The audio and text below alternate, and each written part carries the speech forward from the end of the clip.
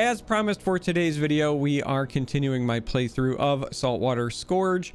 Yesterday's video was the start of this playthrough. I am doing it without spoilers. I have not played the game mode at all. If you haven't seen that video, go check it out and then come back and watch this one, and then make sure you watch all the future ones as well. But we are continuing right where we left off. So if you do not remember, we had just went through our first shop buy.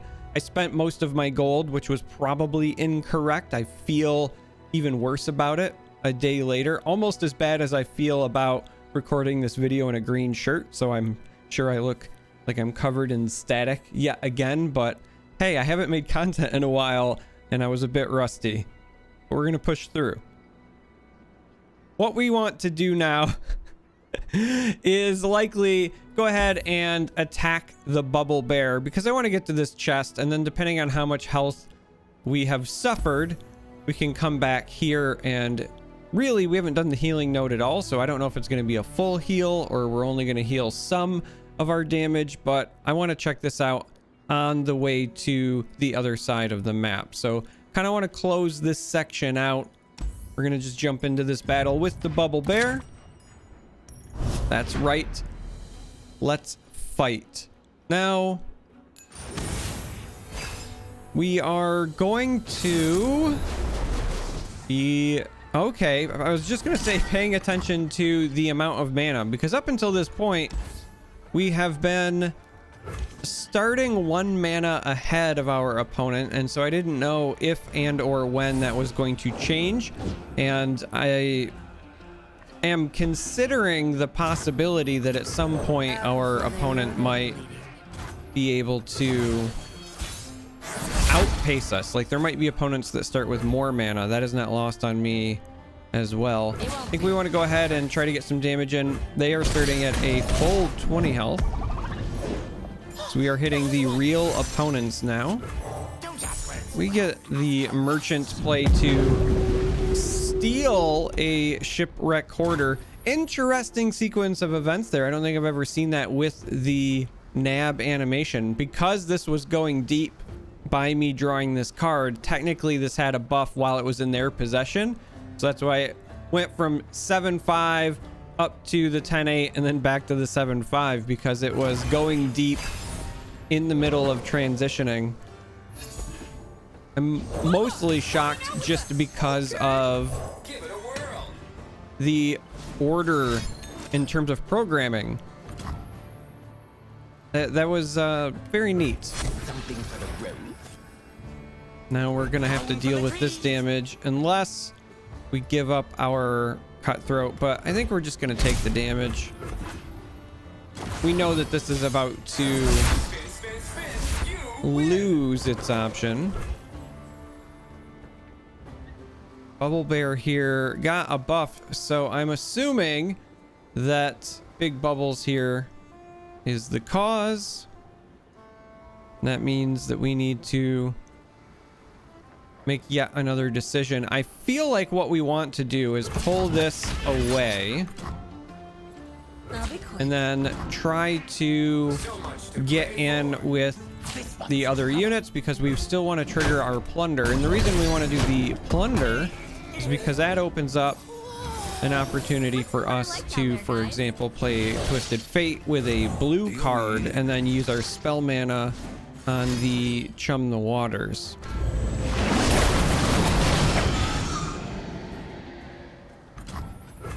And we're gonna have to, I think, target the bubble bear as far as the vulnerable bit goes, because our sapling should be able to deal with a zap here when that comes back around.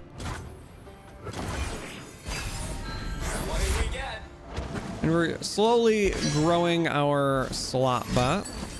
Oh no, they are going to have an answer for our own Twisted Fate, which is a bit sad, I must confess. And we have a few options here. We could play Gangplank. I think we just want to develop Vi. We're just kind of pre-planning for the next round by developing Vi here, I think. or we can sacrifice her to the jaws of a long tooth. And so I think that's just the way that it's got to be, unfortunately. Poor Vi. All right. We're going to go ahead and get ourselves this, which is kind of nice because we can go like this, and we can even still use this here to push the overwhelm damage. And we're going to have a lot of potential options here as well, including this nab. Give us some discounted cards from our already deep opponent. And the zap is solid because we can still also chum the waters here. And because this doesn't have overwhelm, we're feeling pretty good about where we're at. We'll have a number of blockers available for the sea monster.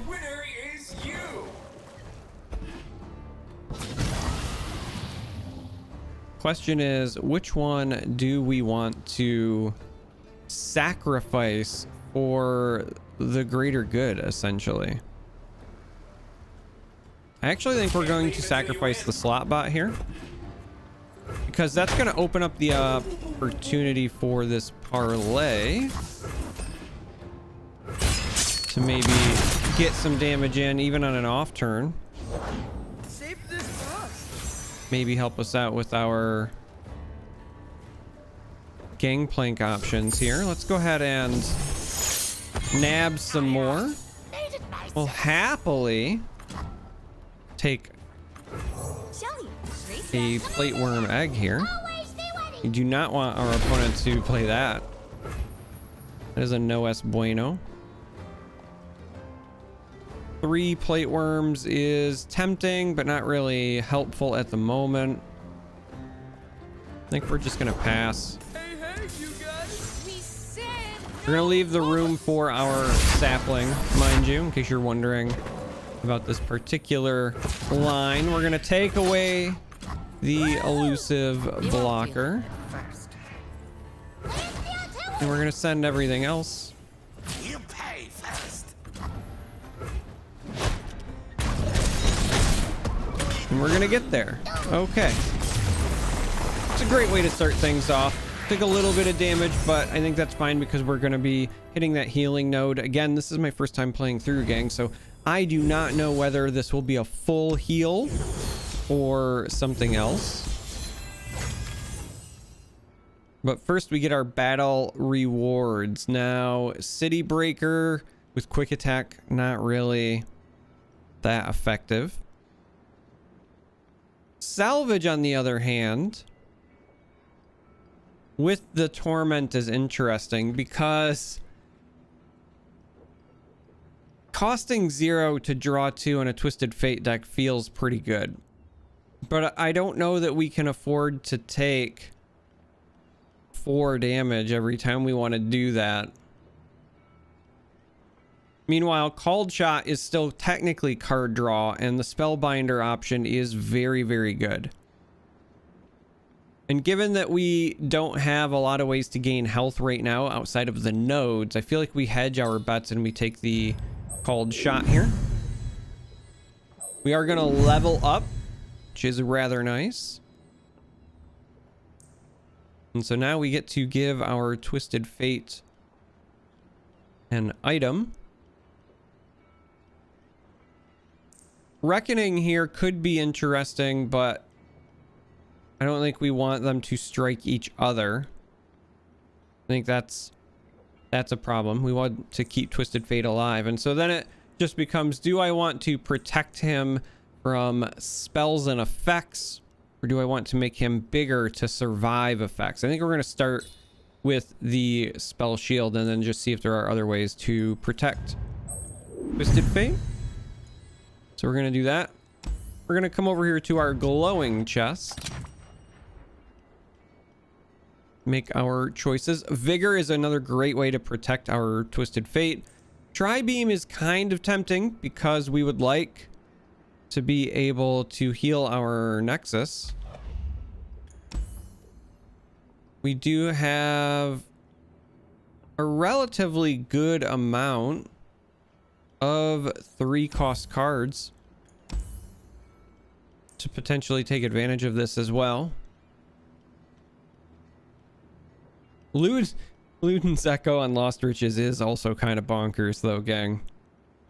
I mean, I know that it's a 50% chance, but even if that goes off like one time, that is so nutty. That is so nutty. All of these are really good. I feel like Vigor is still just going to be our safest option. I like the draw, especially at burst speed with a Twisted Fate list. I like being able to protect our key units. And again, this is only tempting because of the healing, and specifically it is heal your Nexus equal to my cost.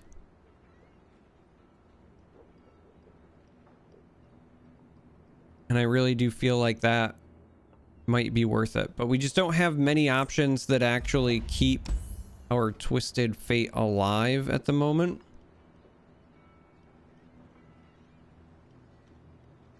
We have the suit up, and that's about it.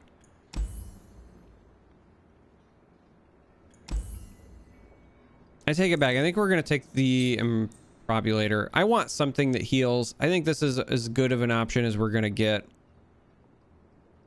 And we have a fair number of the 3-cost cards at our disposal. I take it back. Ah! All right. Vigor. Going with my first gut. We're going to take the Vigor. Oh, I already regret it. Okay, we are going to test something out because we've gained some gold. If I travel back to this shop, I wonder the other options are still there. So once they roll, you can revisit them. I don't think we want anything from there, but it's worth noting. And I think we are going to come here. So we can give ourselves 50% of our max health back. Or we could cut a card. And I really like this mechanic. Now it does cut all copies. Not that that matters in the case of like Mushroom Cloud, which is just dead weight. But I mention it because this is a one of, but if you had lots of options here, some of them might be 2 or 3 ofs, and I would really like that. But really, this is, I think, low value. I think we're just going to take the heal. Then we're going to go back to the other side of the map.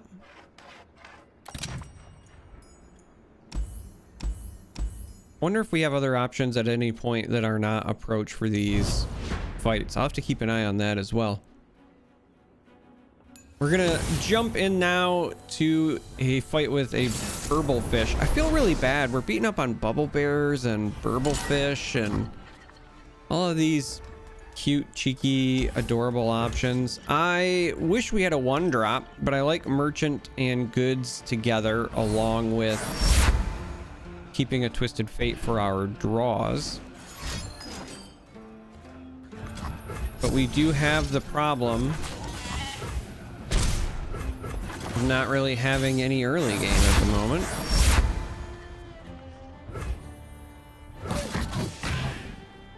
I know we could pull this.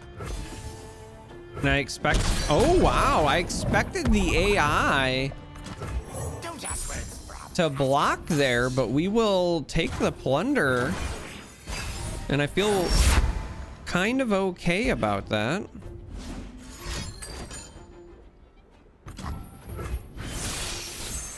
And I feel kind of okay about that. A couple of different options here as well. This is our best blocker, but I like the Invoke. I think we will take the Sister in case we need to heal up. We could kind of like purposefully take this along and keep abusing the healing potentially. This can safely block here. I think I'm okay with this blocking here.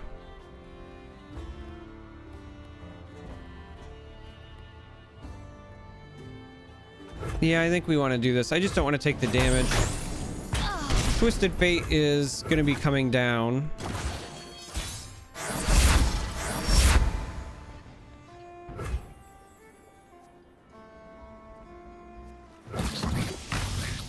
And so I feel, you know what? Let's actually do it this way.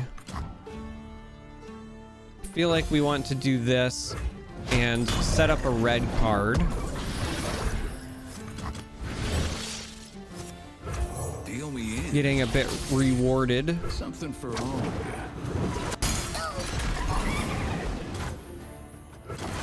Because now we can be super greedy, and the next time...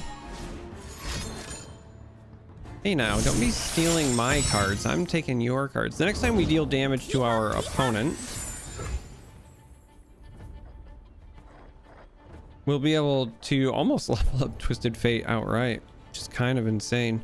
I think we're just going to preemptively suit up here.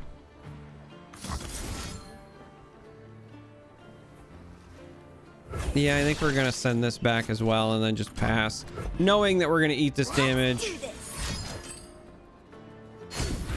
from the zap. I'm feeling like this is just kind of an accepted loss for what is likely going to be a very big setup round. We're going to take our open attack.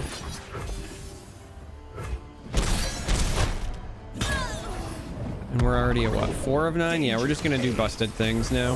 So Merchant gives us a card. Merchant gives us a card.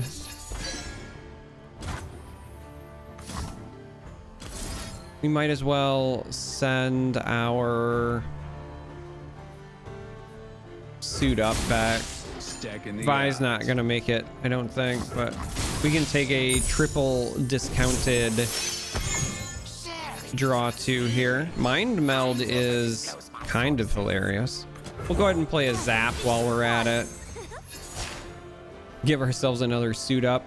Apparently just break the game as well. Well, this is unfortunate. Excuse me? Hello?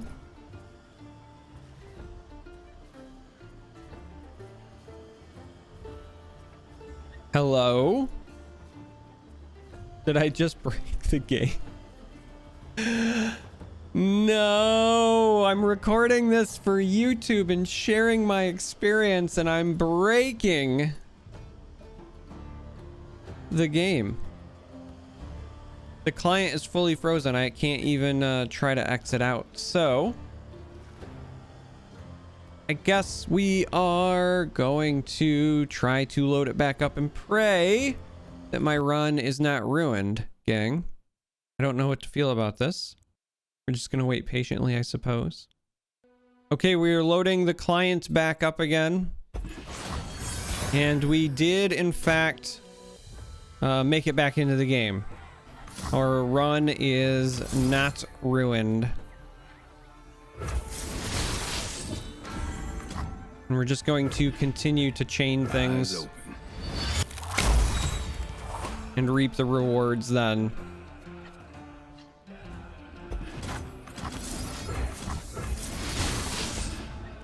And we should have this on lockdown now. So like I said before, it was an acceptable loss to take some of those chunks of damage before, but we're now firmly in control after the scare. It was such a nightmare. What a scare.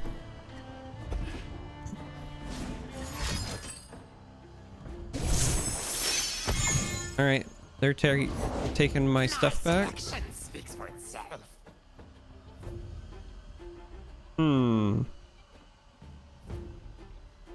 How do we want to address this madness? We can get red card to trigger before this goes off. We get even more discounted shenanigans. This is up to 6. That's kind of interesting. We do want this lifesteal. And so in many ways, I also kind of want to overwrite a unit. I care less about this, I think. And I know that means we don't get to do the pilfered goods nonsense in all likelihood because things would have to cost 0, but we can wait around, I guess. Keep up, keep up.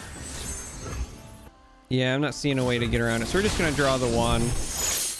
Trigger our red card. We do, however, get sleight of hand, which is incredibly comical to me, all things considered. Let's go ahead and take this block so that we can get some of our health back. We'll thank the AI for donating it. Hold it, partner. Goes to a good cause. Me. And we'll just go to the next round. That's fine. That's fine. We can just do it this way. Get that health. All right, I'm a bit at a loss for words, gang. I don't know exactly what to do or say. This is the problem with like guaranteeing that I'm going to share my run with you, because if I was recording traditionally for YouTube and I had a nightmare outcome like a disconnect and things like that, I would just restart. But I can't do that. I promised you I would share my run. Also, kind of interesting, it kicked me all the way back out to this menu instead of the map menu, but here we are. Choose a card to add to our deck. All right, Poro Cannon with Reverie is kind of funny. I mean, I guess there's theoretically some stuff we could get, but it's got to be Burblefish here, right?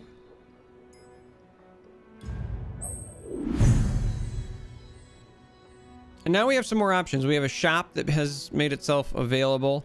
We also have whatever this is. I don't know what this is, and so I want to check it out. This is a new icon that we have not yet experienced on the map. So for this video, I think we're just gonna travel here, resolve this, and apparently it's a secret shop of sorts. But interesting that Vicious Plateworm is an option. So we can make this ephemeral, or we can have can't block or can't block. So these are apparently all options that I'm assuming are discounted because of the drawback. Like this only costs 1 gold, but we still don't want any of these. So it's good to know that that's what that is. We can check this shop out while we're at it. We can see if there are any options that we would be interested in. The Siren would be neat if we were on a misfortune run, but we are not. We can come down here and say, hey, look, there's a pilfered goods. We like pilfered goods. We also love black market merchant. I don't know if we want that many more of them though. But being able to just make sure that all of our pilfered goods also summon Poros is kind of comical.